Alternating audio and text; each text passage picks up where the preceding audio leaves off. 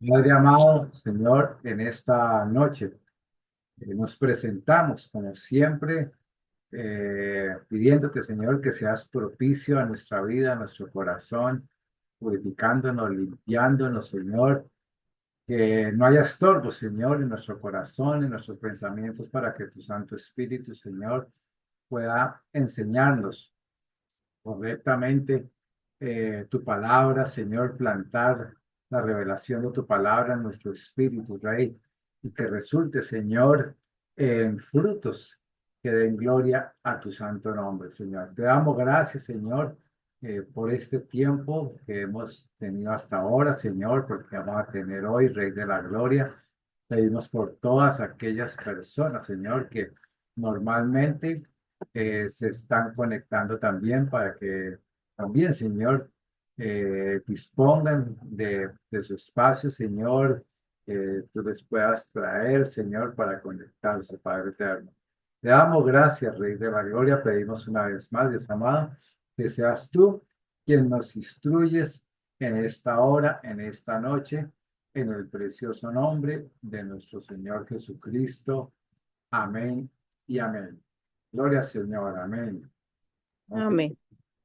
Vamos a ir entonces en esta noche. Todavía dicen que por ahí se va a conectar alguien más que a veces se enredan con el link, no sé por qué. Es el mismo link todas las semanas. Sí, porque Merche me preguntó Ujú. que si era el mismo MC. Sí, es el mismo link, siempre. Ok. Sí, señor, yo me conecté con el mismo link, yo lo Sí, busqué y sí, ahí es y me recurrente, salió. entonces Sí, señor, no gracias. hay ningún problema. Estuvimos la semana pasada trabajando sobre el primer capítulo de Apocalipsis. Llegamos como a la mitad más o menos, ¿no? Llegamos hasta el versículo, no estoy más puesto el versículo 11 que llegamos, versículo 11. Eh, recordamos la importancia, ¿no? De la representación de las siete iglesias, el mensaje que está dirigido a todas las siete iglesias, eh, la eternidad del Señor, su gobierno, y hablamos también acerca de la presencia visible en su regreso, donde dice en el versículo 7 que al final todo ojo le va a ver a Él, ¿no? Todo ojo va a experimentar la presencia del Señor. Entonces, vamos a continuar, ¿no? Para terminar allí hasta el versículo 20, habíamos quedado entonces en el versículo ¿Estás grabando? 11. Habíamos quedado para entrar al versículo 11. Voy a leer allí, versículo 11. Bueno, ya vamos del 10 para retomar el contexto desde el 9.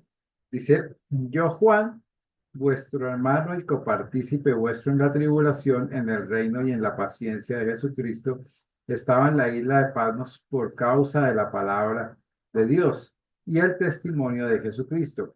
Yo estaba en el Espíritu en el día del Señor y oí detrás de mí una gran voz como de trompeta.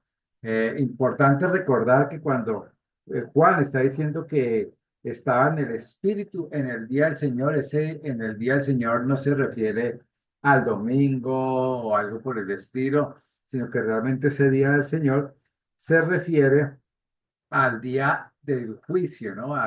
Se está refiriendo realmente a toda la semana 70 de Daniel, en la época de la gran tribulación. Ese es el día del Señor. Así aparece de una manera recurrente ¿en qué? En todo el Antiguo Testamento. Aparece una y otra vez como el día del Señor, el día de la ira, el día de su furor, sí, el día de la venganza de Jehová, el día, pero siempre se refiere básicamente a esa época de la tribulación. Ok, entonces pasamos aquí al versículo 11. Vamos aquí al versículo 11 que dice, yo soy el alfa y la omega, el primero y el último. Escribe en un libro lo que ves y envíalo a las siete iglesias que están en Asia a Éfeso, Esmirna, Pérgamo, Tiatira, Sardis, Filadelfia y la Odisea. Entonces, las siete iglesias realmente representan, que están aquí en el libro de Apocalipsis, representan la condición espiritual de la iglesia universal en todos los tiempos, todas las épocas. Esto hasta que el Señor regrese a recoger a su iglesia en el rapto, en el arrebatamiento. Entonces, cuando habla de las siete iglesias, eh, algunas personas que enseñan acerca del fin de los tiempos, mm, digamos que ponen las iglesias ¿como qué? Como ciertas épocas de la era cristiana, es decir, de la época de la gracia, apuntando que la última iglesia, que es la iglesia de la Odisea, que es la iglesia donde se habla de la iglesia tibia, que en cuanto no eres frío ni caliente, etcétera, entonces se refiere a la iglesia de los últimos tiempos. Yo personalmente no comparto mucho esa posición porque realmente cuando uno va a ver los tiempos que vivimos, uno encuentra eh, que muchos de los aspectos que se están viviendo hoy, de una manera muy precisa, se encuentran también en las narraciones de tanto el capítulo 2 como el capítulo 3 donde habla de las siete iglesias. Entonces, yo veo que las iglesias locales como las conocemos nosotros hoy en día, ¿sí? De una u otra manera están caracterizadas por estos siete mensajes. Es decir, en la iglesia de hoy vamos a encontrar esos tipos de iglesia y algunas con matices de una y otras iglesias que están descritas allí en el libro de Apocalipsis, en estos capítulos 2 y 3. Y el propósito entonces es que la iglesia, como dice allí, lea, ¿no? El propósito es que la iglesia lea las palabras de este libro. Nunca fue que por la naturaleza escatológica, la naturaleza tal vez un poco compleja de estudiar el libro del Apocalipsis, terminara siendo un libro archivado por su propia naturaleza, que es lo que lamentablemente ha sucedido a través de los tiempos y, y hasta hay escuelas de escatología que dicen que todo lo de Apocalipsis sucedió durante el primer siglo de la iglesia, que eso ya, o sea, eso ya sucedió, ya no tiene vigencia. Algunos dicen que ya estamos viviendo en el milenio, pero pues no se parece absolutamente en nada lo que estamos viviendo a lo que describe la palabra de Dios. Entonces, como decía, el propósito del mensaje a las iglesias nunca fue que este libro quedara ya guardado, sino al contrario, que fuera leído, que fuera guardado, pero sí, pero en el corazón, ¿no? Para estar preparados para el regreso del Señor. Y el mensaje que contienen todas las iglesias siempre terminan de la misma manera, terminan con esa frase del Señor, sí, donde dice, el que tiene oído, oiga lo que el Espíritu dice a las iglesias. Todas terminan de la misma manera. Entonces, es un llamado realmente a poner atención al mensaje que el Espíritu Santo está queriendo transmitir a través del mensaje de todas las siete iglesias a la iglesia actual. Todos los mensajes están, o más bien son oportunos, están presentes en la iglesia actual, la que estamos viviendo. Eh, Realmente se podría decir que si nosotros vamos al mensaje de las siete iglesias, se presentan como una evaluación de la condición espiritual de cada iglesia local. Entonces, cada iglesia local, si pusiera un poco más de atención al mensaje de las siete iglesias, podría decir, uy, nos encontramos en una condición como la iglesia de Tiatira, o tal vez somos una iglesia que nos encontramos en una condición como Esmirna o como Éfeso o la Odisea o cualquiera de las iglesias que están allí, Tiatira, en fin, Sardis, todas las iglesias que se mencionan. O tal vez tengamos de una y de otra una mezcla, ¿no? Entonces, realmente el mensaje de las siete iglesias es como un cernidor, un filtro, ¿no? Para realmente reconocer cuál es la verdadera condición de la iglesia que estamos viviendo hoy en día. Y eso es oportuno para cada uno de nosotros, ¿ok? Ahora, en el mensaje, entonces, si yo soy el alfa, el omega, el primero y el último, escribe un libro lo que ves y envíalo a las siete iglesias. Allí las menciona, ¿no? Entonces ahí está Éfeso, Esmirna, Pérgamo, Tiatira, Sardis, Filadelfia, la Odisea, todas las siete iglesias. Versículo 12 dice, y me volví para ver la voz que hablaba conmigo, y vuelto vi siete candeleros de oro, siete candeleros de oro. Ok, entonces, la iglesia como cuerpo de Cristo tiene el propósito de alumbrar, ¿sí? En un mundo que está lleno de oscuridad, oscuridad espiritual.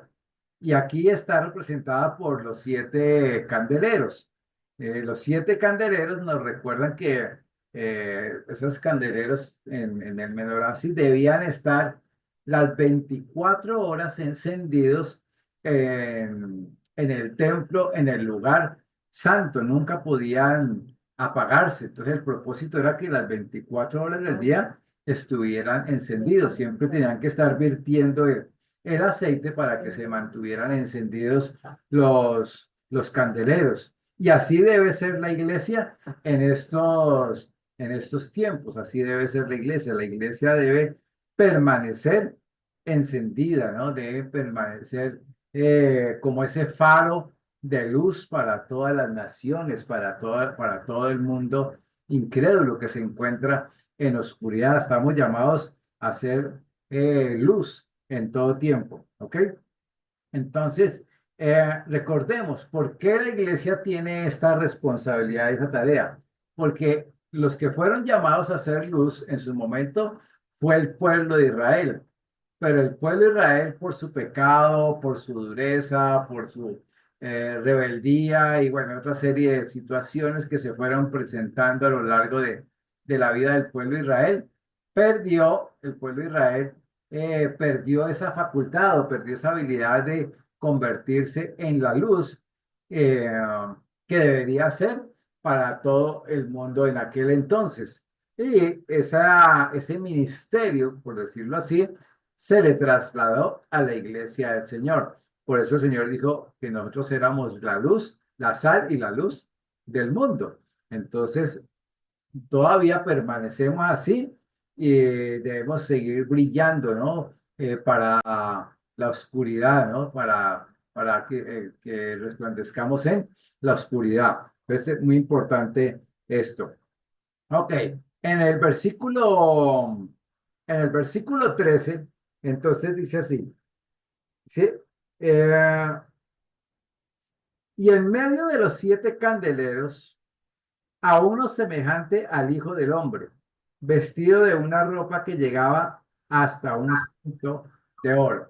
Aquí hay algo muy importante, mm, que podríamos decir que a partir de este versículo se presenta como la base o el fundamento de el porqué de todo lo que sigue en adelante en el libro de Apocalipsis, desde luego lo anterior también. Pero en esta visión dice había, que había unos semejantes, ¿sí? Que había unos semejantes allí al Hijo del Hombre vestido con una ropa que llegaba hasta los pies, ceñido el pecho por un cinto de oro. La palabra semejante allí, esa palabra, ¿sí?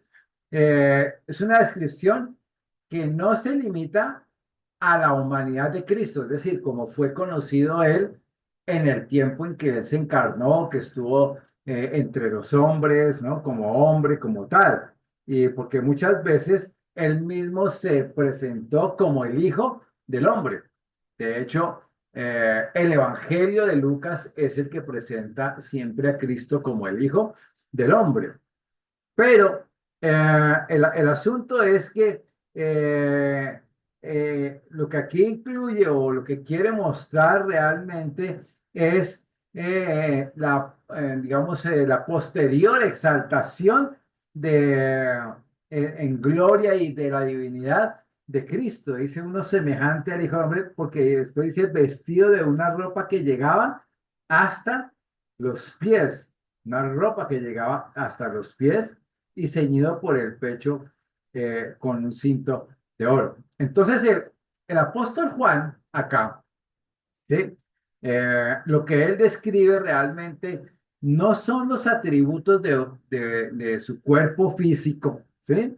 Sino de su carácter en su ética, su vida, la parte espiritual, ¿sí? Lo moral del Señor. Son vestiduras blancas, vestiduras de santidad, vestiduras resplandecientes. Recordemos como cuando el Señor se transfiguró en aquel entonces a los discípulos, ¿no? A Pedro, Juan y Jacob ahí en el monte de la transfiguración. Dice que resplandeció.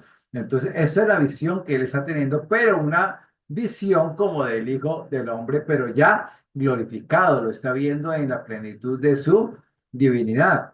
Entonces, esto es muy importante, sí, porque vamos a entender el porqué de la naturaleza de sus juicios y su derecho a juzgar a toda la tierra. Dice allí que las ropas le llegaban hasta los pies y ceñido por el pecho con un cinto de oro. Entonces es una vestidura que deja ver la realeza como la posición de un juez, ¿no? Y en contraposición, ¿sí? Porque aquí encontramos un paralelo, pero en contraposición, ¿sí? Como la visión de la estatua que tuvo Daniel, eh, del sueño que tuvo Nabucodonosor, ¿no? No la visión que tuvo Daniel, sino el sueño que tuvo Nabucodonosor y que Daniel terminó interpretando todo ese sueño de aquella estatua. Y esa estatua representaba que el carácter pecaminoso, caído y anticristiano, desde luego antidios, ¿no? De los reinos que iban a venir y de la condición, ¿no? Antidios de los hombres, es decir, desde esa época y desde Génesis mismo corre el espíritu del anticristo. Entonces, así como hay una figura de hombre, ¿sí? Que muestra la divinidad y su pureza espiritual, moral, ética del Señor Jesucristo. También hay una figura de un hombre que era la cabeza de plata, perdón, la cabeza de oro, pecho de plata, las piernas de bronce y los pies de barro y hierro mezclados, ¿sí?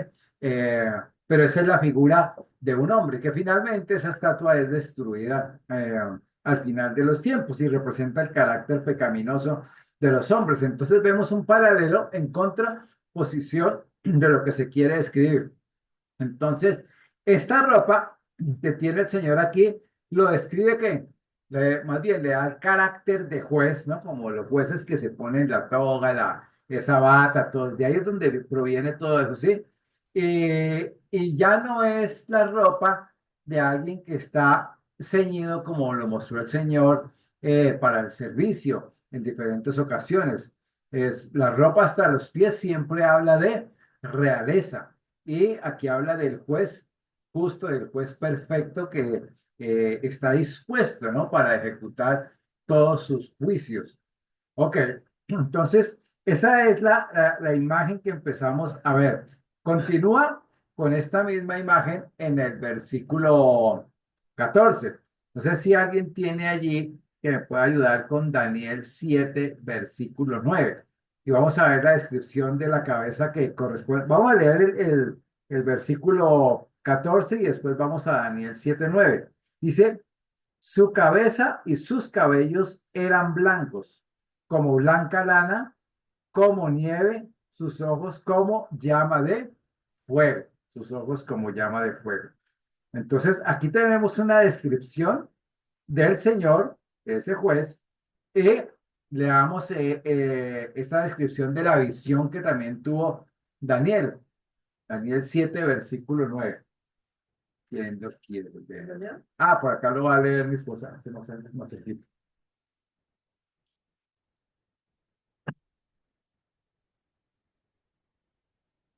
7:9. Estuve mirando hasta que fueron puestos tronos y se sentó un anciano de días, cuyo vestido era blanco como la nieve y el pelo de su cabeza como lana limpia. Su trono llama de fuego y las ruedas del mismo fuego ardiente. Ujú. Entonces, fíjense que vemos una visión en Daniel que tuvo él muy similar a la que está teniendo aquí el apóstol Juan. Y vemos como el libro de Daniel y el libro de Apocalipsis en todos sus aspectos corren como en paralelo. Entonces, realmente para entender todo Apocalipsis, siempre hay que ir al libro de Daniel. Y podríamos decir viceversa. Para entender el libro de Daniel, hay que realmente acudir al libro de Apocalipsis. Y desde luego hay otras escrituras, ¿no? Que vamos a estar viendo. Pero vamos a ver ese paralelo, ¿no? Que se está dando allí. Recordemos que Daniel quiere decir el Señor es mi juez. El Señor es mi juez. Esa es la traducción del nombre de Daniel en el original. Entonces, tenemos un paralelo. ¿Qué nos dice de la cabeza? ¿Sí? De la cabeza. Dice allí, dice, y sus cabellos eran como blancos, como blanca lana, como nieve. ¿Sí? La cabeza de él. ¿Qué es lo que sugiere? Como esa deslumbrante pureza eterna en la sabiduría de Dios, es decir, todo lo que emana de conocimiento, de sabiduría de Dios, ¿sí? Eh, Emana de qué? De un carácter totalmente puro y santo. Es decir, Dios no tiene pensamientos contaminados ni pensamientos que no sean correctos en un momento dado, como lo solemos tener cada uno de nosotros, ¿sí? Por nuestra naturaleza pecaminosa. Entonces, ¿qué significa al tener esa perfección que nos menciona la cabeza? Sí, es que todo lo que Él hace es absolutamente correcto. Todo lo que vemos que va a suceder en la época de la tribulación, los juicios, toda la forma en que el Señor permite que se vayan dando las cosas, aún en este tiempo como se están dando, habla de que el Señor está permitiendo, lo que Él está permitiendo es totalmente correcto. Puede ser que la maldad esté avanzando, pero que Él permita que la maldad avance es parte de un plan perfecto de parte de Dios. Y no podemos entrar a discutir por qué Dios permite que las cosas sean así. Recordemos en Corintios que dice que ¿quién le enseñará al Señor? ¿No? ¿Quién le enseñará al Señor? Pues nadie le puede enseñar a Él ni qué, cómo hacer, ni eso, porque Él todo lo hace desde su eterna sabiduría y emana de su santidad. Entonces no hay nada incorrecto allí. Ahora, sus ojos, ¿sí? Dice como llama de fuego. ¿Qué significa eso? Que tiene esa mirada del Señor, tiene ese carácter, ¿sí? Que escudriña y penetra hasta lo más profundo. Y penetra hasta lo más profundo, ¿para qué? Para redarguir y consumir, ¿sí? A sus enemigos. Entonces, ¿qué significa eso? Cuando el Señor nos ve a nosotros, cuando Él nos ve a nosotros, claro, el Espíritu Santo escudriña nuestro corazón, pero nosotros estamos bajo el pacto de la sangre. Él ve a Cristo en nosotros y nos ve justo, nos ve limpio, nos ve santo, ¿sí? Nos ve con la naturaleza de Cristo en nuestra vida. Total que no hay problema allí porque hemos sido redimidos. Pero cuando el Señor mira el mundo incrédulo, ¿sí? Ve toda su maldad. Cuando una persona, o cuando las personas más bien incrédulas, llega el día en que se presenten delante del Señor a rendir cuentas, al exponerse, ¿sí? A la mirada del Señor, a su sabiduría, su santidad, todo eso, se van a sentir los más terribles y podríamos decirlo así, los más asquerosos pecadores, ¿sí? Y van a reconocer que es justo el juicio y el castigo eterno que van a recibir, porque la convicción de pecado es tan profunda y la maldad que se va a revelar del corazón se va a poner tan en evidencia delante de la santidad de Dios que lo único que van a poder decir es sí, me merezco la condenación, aunque en lo profundo de su ser me imagino que no la van a querer, pero van a reconocer que la merecen por su tremenda maldad. Aún los que hoy piensan que son personas buenas, correctas, porque no andan haciendo lo que hacen pues muchas personas, ¿no? Pero si no han sido lavados por la sangre de Cristo, se va a revelar lo profundo y lo terrible de la maldad de sus corazones, al punto de que van a aceptar el castigo eterno que merecen por haber rechazado la gracia y el perdón del Señor. Entonces, eso es importante tenerlo presente porque ese carácter de Cristo nos deja ver cómo todo lo que vamos viendo en el libro de Apocalipsis refleja esa perfección de todo lo que Él está haciendo y refleja esa gloria de Él de una manera extraordinaria. En el versículo 15 dice, habla de los pies, ¿no? Dice, semejantes al bronce bruñido, refulgente como en un horno, su voz como estruendo de muchas aguas. Los pies sugieren que un juicio que es consumidor, un juicio que es totalmente irresistible, la fortaleza de los pies representadas por esta condición o por este metal, más bien del bronce bruñido, ¿no? Hablan de esa fortaleza, ¿no? Y nos recuerda que el Señor va a aplastar completamente a los malvados, ¿sí? Y los va a convertir en ceniza en su regreso. O sea, estar bajo el pie del Señor es algo terrible lo que van a vivir. Esto lo describe también el libro de Malaquías capítulo 4 versículo 3. ¿Quién lo quiere leer? Malaquías 4:3. Alguien que lo tenga ya a la mano o aquí en Esposita si me ayuda. Malaquías 4:3. Malaquías 4:3 dice, hollaréis a los malos, los cuales serán ceniza bajo las plantas de vuestros pies en el día en que yo actué, ha dicho Jehová de los ejércitos. Ajá. Dice que serán como ceniza el día en que el Señor actúe. Entonces, uno sabe que cuando uno pisa la ceniza, ¿qué hace? ¡Puf! Se deshace, se levanta como una polvareda. Terrible, ¿no?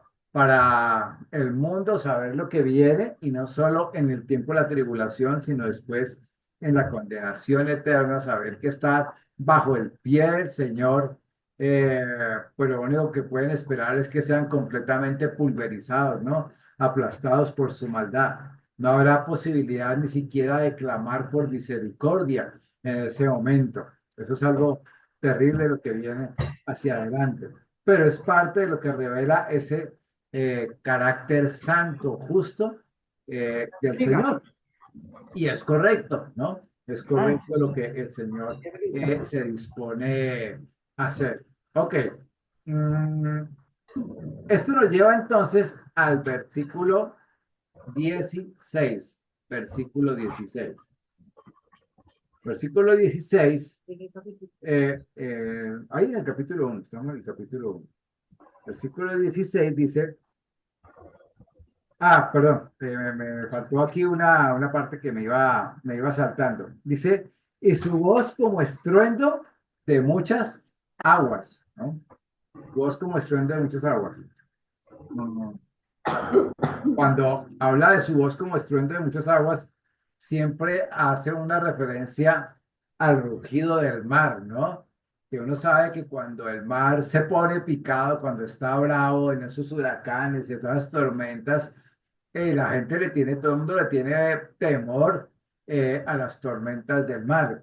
Pero así es realmente, sí, el estruendo de muchas aguas. Y así es como la voz del Señor ha salido por toda la tierra. Se ha escuchado la voz de Él en toda la tierra. No hay excusa para decir que no se ha escuchado el mensaje del Evangelio. Y menos hoy en día que se escucha a través de las redes, de todos los medios de comunicación, de una u otra manera. Entonces, Dios está hablando. Ahora, Dios en este tiempo, ¿sí? Con todo lo que está sucediendo, podemos decir que Él no solo está hablando a través de la palabra, sino que Él también está hablando a través de esos primeros juicios que se están haciendo evidentes en todo el mundo. Dios está hablando a través de los terremotos, a través de las guerras, a través de las pestes, a través de las hambres, a través de guerras, a través de las tormentas que se dan, de los incendios, a través de toda clase de injusticias, pero la voz de Dios está allí. El Señor está hablando de una y otra manera diciendo que el tiempo se está acabando, el tiempo es definitivamente ya muy corto. Entonces, no solo la palabra del Señor que sigue corriendo por todos lados, sino también son las mismas circunstancias que se están viviendo en todo el mundo. Pero aún así, la dureza del corazón del Señor ser humano Jesucristo. permanece, ¿no? Porque el ser humano, a pesar de todo lo que ve, atribuye a muchas otras cosas, no le atribuye realmente su atención a Dios, aunque sabemos que Dios en muchos lugares provoca avivamientos y hay arrepentimientos en las personas, pero lo cierto es que la gente endurece su corazón y no solo lo endurece, sino que muchos lo que hacen es irse en contra de Dios. Entonces, están culpando a Dios de todo lo que sucede, culpando a Dios de todas las guerras, de las hambres, de las injusticias, de la Se maldad acabó. creciente, culpando a Dios por los desastres naturales, culpando a todos, ¿sí? De todo a Dios. Y eso deja en evidencia la dureza del corazón del ser humano. Pero bueno, sabemos que aún cuando leemos los juicios de las trompetas y todo eso, dice que a pesar de los juicios, dice que ni aún así los hombres se arrepintieron, sino que al contrario, maldijeron a Dios, ¿no? Maldijeron a Dios. Estamos hablando de la época de la tribulación. Entonces, es algo con lo que uno se pone a pensar, ¿no? Hasta dónde llega la maldad del ser humano, la dureza del corazón, a pesar de las circunstancias que se viven. Ok, ahora sí avanzamos entonces al versículo 16. Dice así, tenía en su diestra 7 estrellas, de su boca salía una espada aguda de 2 filos y su rostro era como el sol cuando resplandece en su fuerza, como el sol cuando resplandece en su fuerza.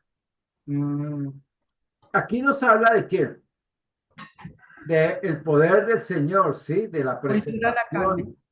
preservación, de la posesión. Blanca, ¿iba a decir algo? No, no, no. Ah, ya, es que tienes el Qué micrófono. pena, pastor, discúlpeme. Ya. Entonces, vuelvo. Nos está hablando aquí que de la preservación, de la posesión y el control, ¿sí? Que el Señor tiene y ejerce con toda autoridad sobre los suyos, es decir, sobre todos sus hijos, sobre sus hijas, ¿no? Dice allí claramente que en la diestra, ¿no? La diestra, ¿sí? 7 estrellas, ¿sí? Y de su boca salía una espada aguda de 2 filos. Habla de 7 estrellas allí, 7 estrellas. Vamos a leer Daniel 12:3. Vamos a leer Daniel 12:3.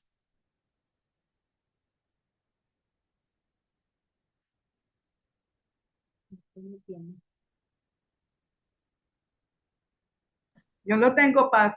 Entonces, léelo, Blanca, por favor.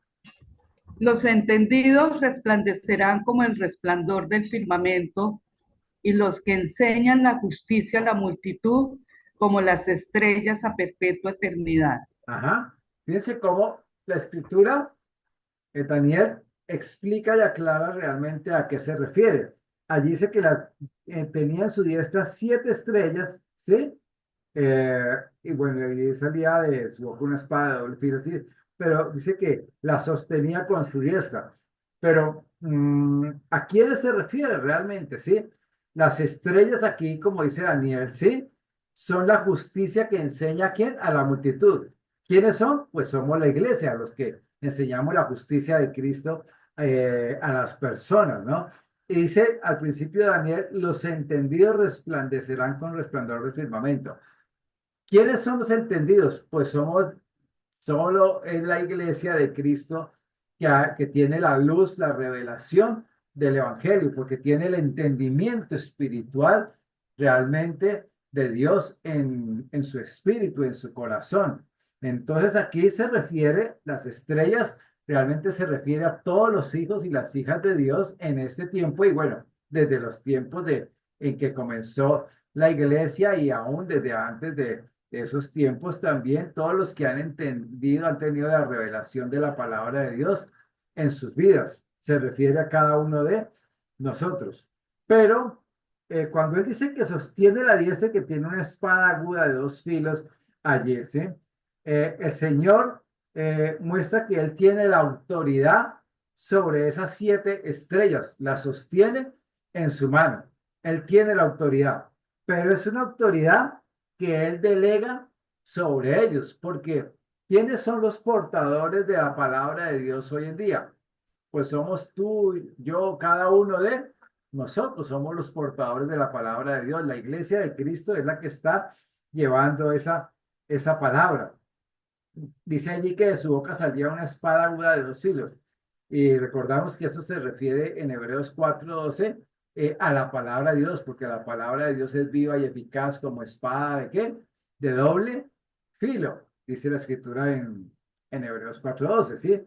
Pero acá, esa espada, ¿sí? Juan cuando escribe allí se refiere a la espada, era una espada larga, ¿sí? Que se fabricaba en aquel entonces en la ciudad de Tracia, en aquel entonces.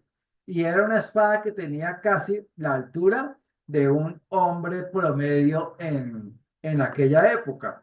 Esa espada tenía doble filo y hablaba de qué? De esa eficacia que tenía contra los enemigos. Entonces ellos usaban esa gran espada en las batallas de aquel entonces, ¿no? Para ir en contra de los enemigos. La espada, como digo, representa, ¿sí? La palabra de Dios que juzga. Vamos a leer Juan, capítulo 12, versículo 48. Juan 12, 48.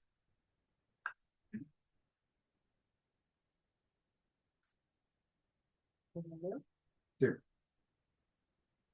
El que me rechaza y no recibe mis palabras, tiene quien le juzgue.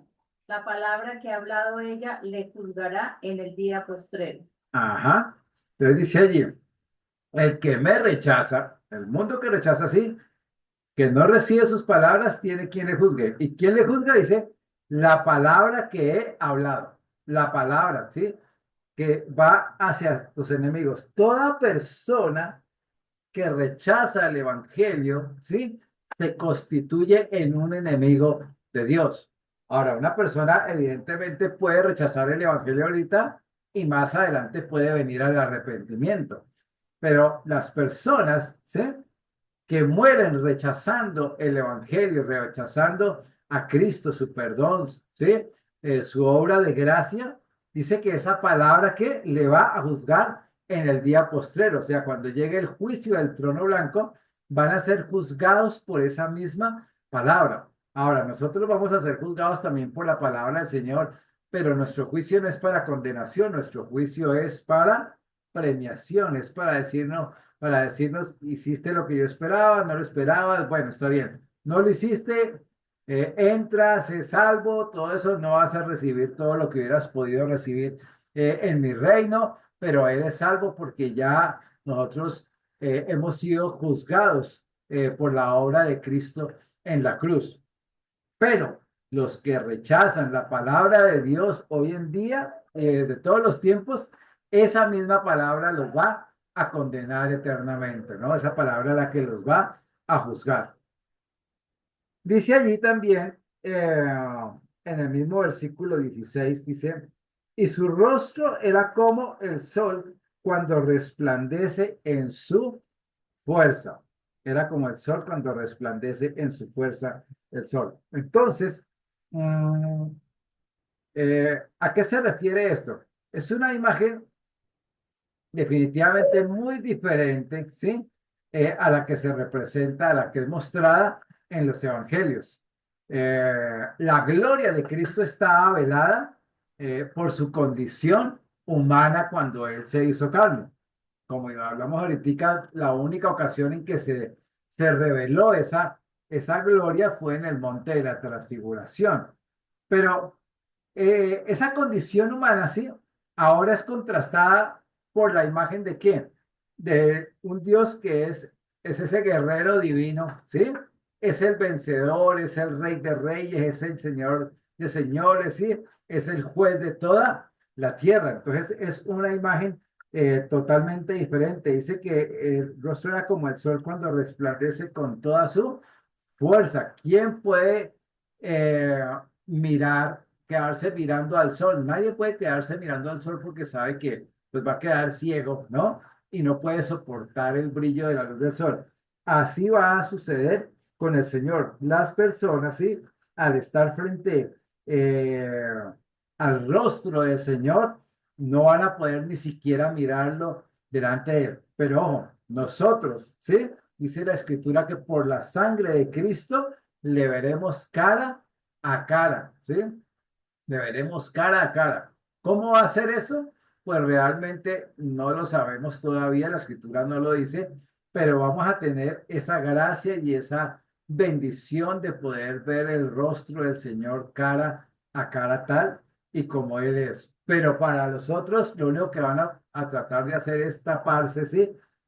Sus rostros, ¿no? Porque no van a poder ver el rostro del Señor, además de que va a ser un rostro de juez, de juicio, ¿no? Eterno, que no quisieran estar viéndolo en ese momento. ¿Ok? Eso en cuanto al versículo 16. Vamos a los versículos 17 y 18. 17 y 18. Dice así. Cuando le vi, caí como muerto a sus pies. Y él puso su diestra sobre mí diciéndome, no temas, yo soy el primero y el último, y el que vivo y estuve muerto, mas he aquí que vivo por los siglos de los siglos. Amén. Y tengo las llaves de la muerte y del Hades. Ok. Dice que Juan cayó como muerto a sus pies. Vamos a leer lo que dice Daniel capítulo 10 versículos 5 al 9 también, en la visión que tuvo Daniel.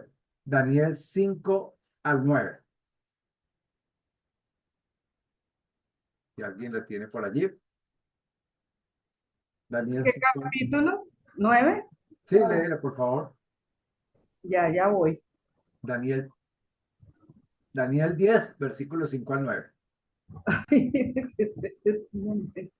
Si otro lo tiene, 13, a ver, Daniel 10, del 5 al 9. Ya arranco. Se me chispoteó el dedo, ya estoy. ¿Sí? Dice, y alcé mis ojos y miré, y he aquí un varón vestido de lino y ceñido sus lomos de oro de Ufaz.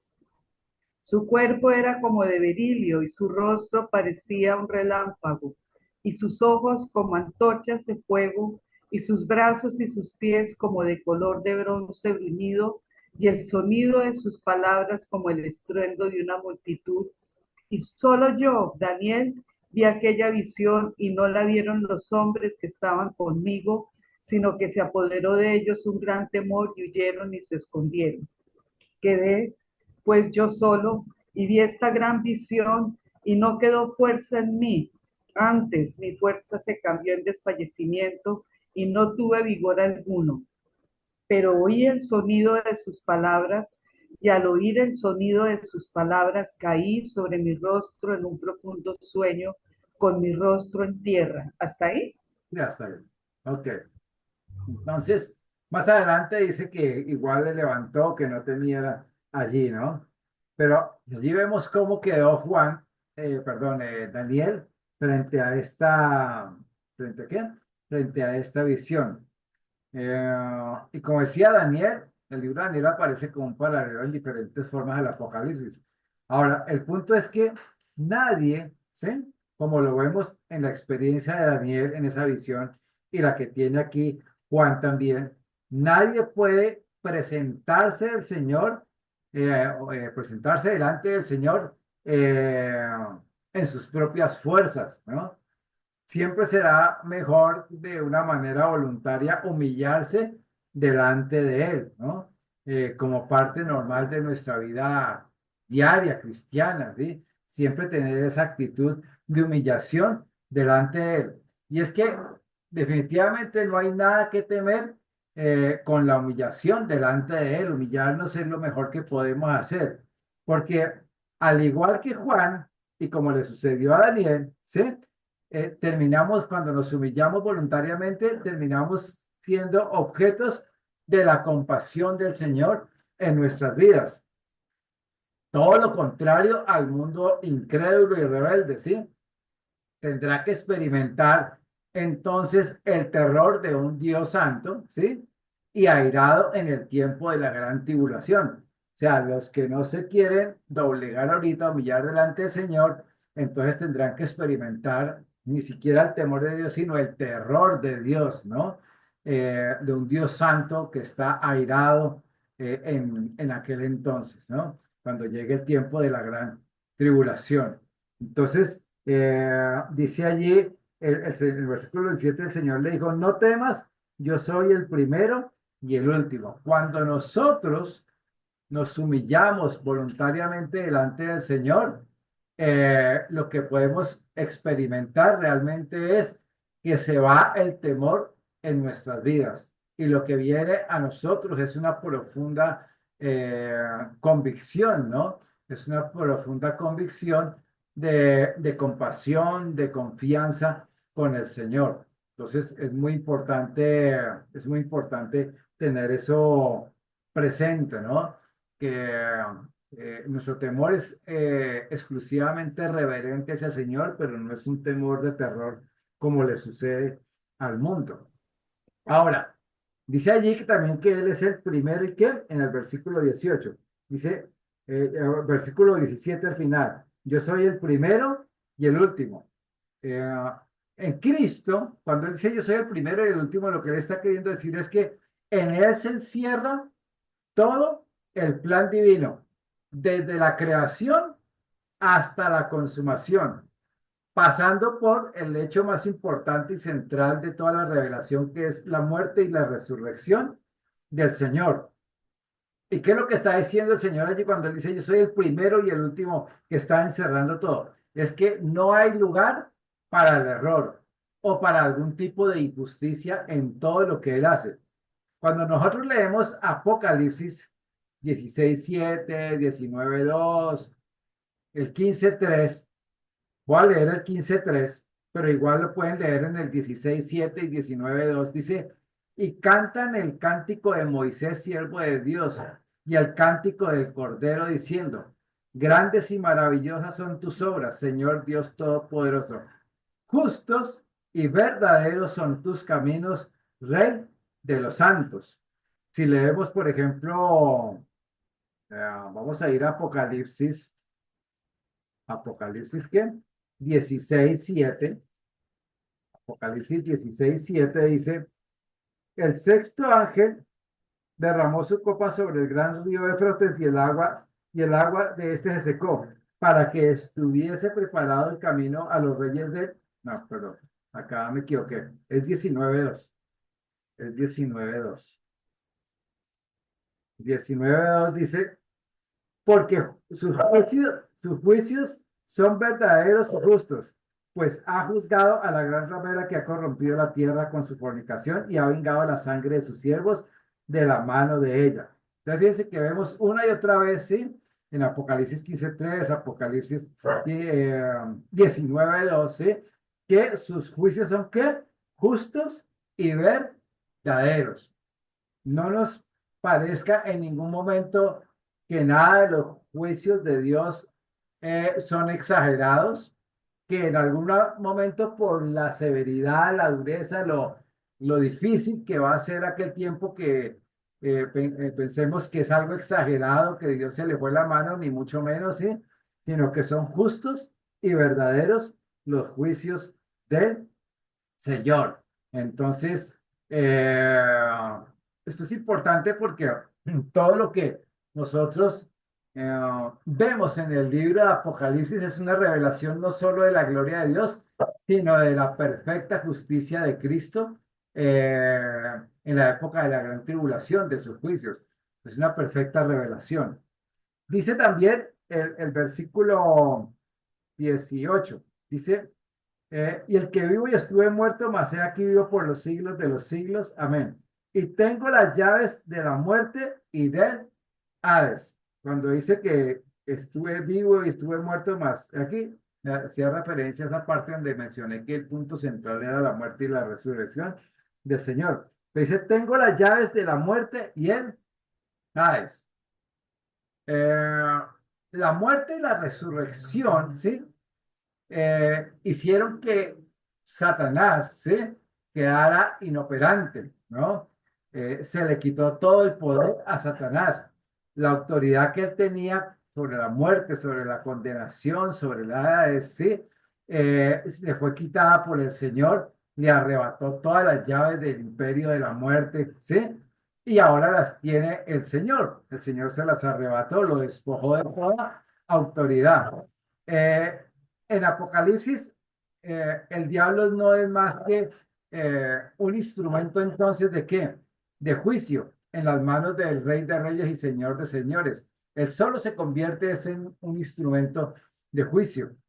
Los eventos que nosotros podemos ver hoy, ¿sí? Todos los eventos que nosotros vemos hoy, los que vendrán también, ¿sí? Están bajo el dominio y el control absoluto y total del Señor Jesucristo, porque Él es el único soberano sobre toda la creación, desde el principio hasta el fin. Entonces, cuando nosotros vemos, leemos que el anticristo se va a sentar, a reinar, a gobernar, ¿sí? Es una suplantación, ¿sí? Pero no es un gobierno real. Él no tiene el poder para gobernar. Él siempre ha querido gobernar, pero no va a poder gobernar. El único soberano en este momento es el Señor en esto y por siempre, ¿no? Es el Señor Jesucristo. Él es el que tiene todo el dominio. Ok, eso es importante tenerlo presente para que no pensemos que, sí, o sea, si en el tiempo de la gran tribulación, con lo terrible y espantoso que va a ser, el Señor es el que tiene el dominio, el control, el gobierno, pues no pensemos que al Señor se le está saliendo de las manos el mundo actual, todas las cosas que están sucediendo, no. El Señor está al control perfecto de todas las cosas que están sucediendo hoy en día. Él sabe qué está permitiendo, por qué se están dando las cosas, qué cosas se tienen que dar. Las naciones tienen que acomodarse proféticamente para todo lo que viene. La condición del ser humano también tiene que acomodarse. Entonces, el mundo tiene que prepararse también para ese despertar de muchos hijos de Dios que están dormidos, alejados, ¿no? Y que Dios quiere dar la oportunidad antes de su regreso para que se reconcilien también con Él y muchos otros también, desde luego, sean salvos. Pero no hay nada que esté fuera del control del Señor en ese tiempo. Él tiene las llaves, tiene el dominio, él es soberano sobre todos los asuntos de la tierra, sean asuntos políticos, económicos, de salud, de todo esto. No pensemos por ningún momento que es que el presidente de Rusia o de Estados Unidos o los de Europa o la ONU están haciendo lo que bien les parece y que Dios se les salió del control a alguno de ellos. No, Dios sabe hasta dónde permite y muchos de ellos sin saberlo simplemente están cumpliendo un propósito de Dios para el juicio que se viene. Ok, vamos concluyendo allí. Dice el versículo 19, dice, escribe las cosas que has visto y las que son y las que han de ser después de estas. Las cosas que han visto. Las cosas que ha visto es la visión de Cristo glorificado. Eso es lo que ha visto en este primer capítulo el apóstol Juan. Toda la gloria, el esplendor, la majestad, ¿sí? Su superioridad sobre todo, el gobierno, ¿sí? Su justicia. Eso es lo que ha visto en ese momento Juan y es lo que nosotros hoy vemos por revelación en nuestro espíritu. No tenemos que verlo con nuestros ojos físicos, pero lo vemos en nuestro espíritu. Tenemos esa revelación de la manera que la tuvo Juan. Las que son es que es la edad presente de la iglesia, o sea, todo Apocalipsis 2 y Apocalipsis 3, el mensaje de las 7 iglesias. Y las que han de ser después es todo lo que tiene que ver con qué, con el día del Señor, que es la semana 70, o sea, a partir del capítulo 6 de Apocalipsis hasta el capítulo 19, todo eso es la semana 70, todo eso es la semana 70. Ok. Mm, El versículo 20 termina diciendo entonces, el misterio de las 7 estrellas que has visto en mi diestra y de los 7 candeleros de oro. Las 7 estrellas son los ángeles de las 7 iglesias y los 7 candeleros que has visto son las 7 iglesias. Son las 7 iglesias. El misterio de las 7 iglesias. El misterio no se refiere a algo como tal misterioso. No es que sea algo misterioso, sino algo escondido, ¿sí? Al conocimiento humano, pero que ahora es revelado por el Espíritu Santo a través de la Biblia a nuestro espíritu. Entonces, realmente, lo que se conoce como un misterio, muchos lo ven como un misterio para los hijos de Dios, ¿sí? Y especialmente los que ponen oído a lo que el Espíritu dice a las iglesias, capítulo 2 y capítulo 3, entonces es un conocimiento revelado al Espíritu, lo cual deja de ser un misterio y es una verdad revelada a nuestro corazón. Y las 7 estrellas, sí, cuando habla allí eh, de los ángeles, sí, son los mensajeros de las iglesias, es decir, los pastores, los ministros, sí, que deben predicar y enseñar, ¿qué? Predicar y enseñar el evangelio completo, sí. Eso incluye que enseñar acerca de todos los temas que se deben enseñar, que están en el evangelio, en la palabra de Dios desde Génesis hasta Apocalipsis, pero incluye también enseñar todos los eventos que están por suceder. ¿Por qué? Porque de esa manera los ministros tienen la responsabilidad de preparar a la iglesia, de que la iglesia esté preparada para el regreso de Cristo y no solo preparada para el regreso, sino también para entender y espiritualmente saber cómo asimilar todo lo que está ocurriendo hoy en día. Y nuevamente los 7 candeleros, pues se refiere a la iglesia, ¿sí? Que es su actuar, ¿sí? Su actividad ministerial de luz hasta que lleguen los tiempos del fin, ¿no? Hasta que llegue el día del rapto, donde ya pues la iglesia será quitada y el mundo quedará sumergido totalmente en las tinieblas espirituales. Amén. ¿Hay alguna pregunta hasta allí? Vamos a cerrar aquí el capítulo, el capítulo 1, ¿no? Porque como vamos a ir cronológicamente sobre todo el libro de Apocalipsis, pero vamos a cerrar aquí el capítulo 1. Quiero saber si hay alguna pregunta allí y quiero mencionar algo. Me encanta, me alborotaron estos perros. ¿Alguna pregunta allí?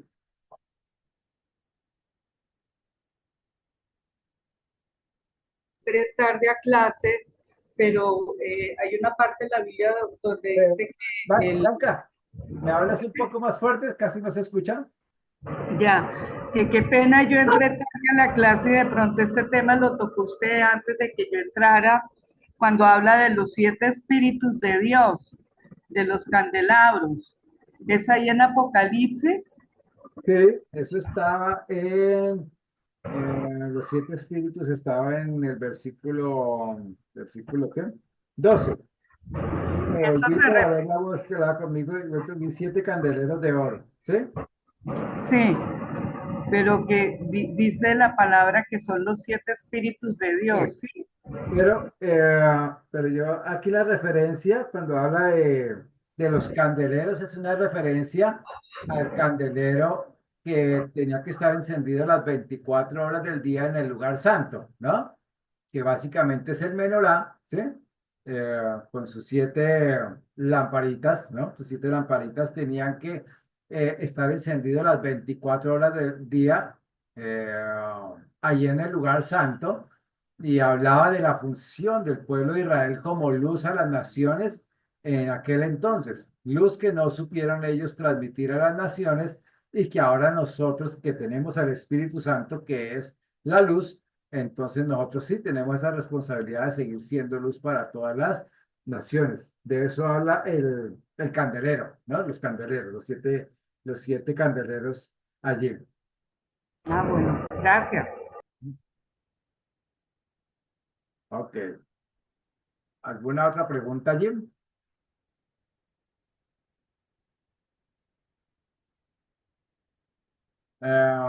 Bueno, no me quiero adelantar más. Quiero mencionar algo importante. Es que resulta que ah, como el pago del Zoom se hace automáticamente, voy a parar aquí un momento. Padre, Padre eterno, Señor, te damos gracias, Rey de la Gloria, te exaltamos, te bendecimos, te honramos a ti, oh Dios, te damos gracias, Señor, por esta noche, gracias, Señor, por la revelación tuya, Señor, de tu grandeza, tu gloria, tu carácter, Señor, tu perfecta justicia, Dios de los cielos, Señor, porque eso nos permite ver, Señor, de una manera diferente todo lo que viene hacia adelante, lo que está por suceder, Señor, y de la perfección de todo tu plan, Señor, tanto para Israel, para la iglesia, como para el mundo entero. Te damos gracias, Rey de la Gloria, Señor, en esta noche. Bendigo a todos y cada uno de los hermanos que se han conectado y pedimos, Rey de la Gloria, que seas tú guardándonos, Señor, fortaleciéndonos, Señor, en este tiempo, en el nombre de nuestro Señor Jesús. Amén y amén. Gloria al Señor. Amén, gloria